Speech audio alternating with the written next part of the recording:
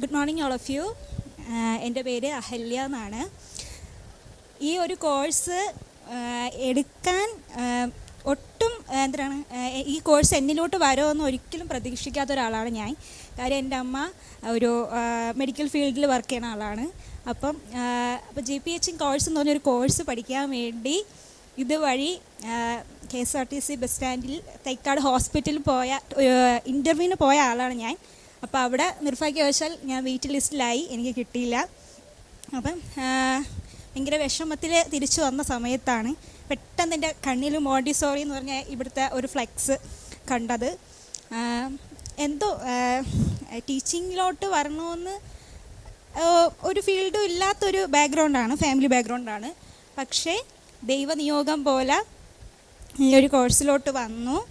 അതുപോലെ തന്നെ എൻ്റെ ടീച്ചിങ് പോലെ തന്നെ എനിക്ക് ഏറ്റവും ഇഷ്ടപ്പെട്ട ഒന്നാണ് ഡാൻസ്. അപ്പം ഞാൻ ഡിഗ്രി ഇവിടെ അറ്റിങ്ങൽ ഗവൺമെൻറ് കോളേജിലാണ് പഠിച്ചത്. അപ്പോൾ അവിടെ വെച്ച് ഞാൻ ഡാൻസ് പ്രാക്ടീസിൻ്റെ ഇടയിലൊന്ന് വീണു. എനിക്ക് ബാക്കിൽ ഇഞ്ചുറിയൊക്കെ ആയി. അപ്പോൾ പിന്നെ ഡാൻസ് ഒട്ടും കളിക്കാൻ പറ്റൂല എന്നുള്ളൊരിതായിരുന്നു.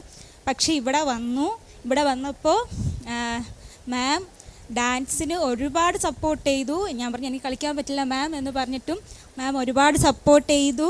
എനിക്ക് ടീച്ചിങ്ങും അതുപോലെ തന്നെ എൻ്റെ പാഷനായിട്ടുള്ള ഡാൻസും ഇതിലൂടെ കൊണ്ടുപോകാൻ പറ്റി.